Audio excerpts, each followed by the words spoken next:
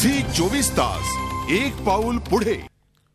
डोंबिवली, पुणे आणि नाशिकमधून उत्तराखंडमध्ये पर्यटनाला गेलेले काही पर्यटक सुखरूप मुंबईत परतलेत। आज सकाळी येणाऱ्या 74 जणांचं मुंबई सेंट्रल स्थानकावरती आगमन झालं। महाप्रलयातून सुखरूप आलेल्या पर्यटकांशी आमचे प्रतिनिधी देवेंद्र कोल्हटकर यांनी बातचीत केली।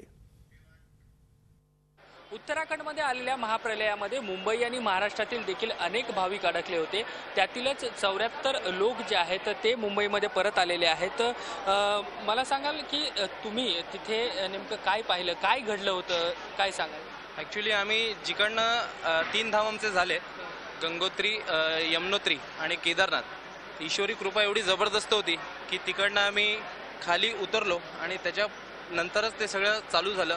म्हणजे जे काय बघायला मिळालं ते एकदम म्हणजे जबरदस्त दृश्य होतं। तुम्ही किती लोक सोबत गेला होता आणि काय तिकडे नेमकं झालं? आम्ही एकूण 74 लोक होतो।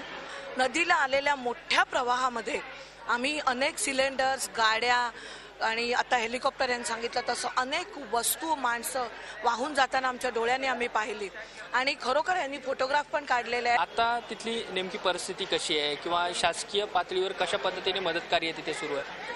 ॲक्च्युली आता जे आम्ही काही न्यूजपेपरमध्ये फोटोग्राफ्स बघतोय तर अत्यंत बिकट परिस्थिती आहे तिथली।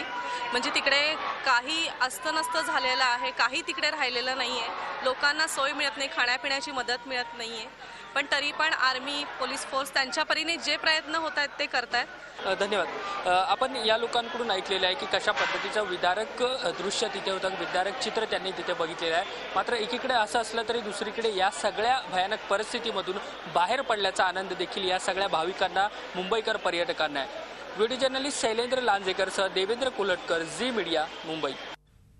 झी 24 तास एक पाऊल पुढे।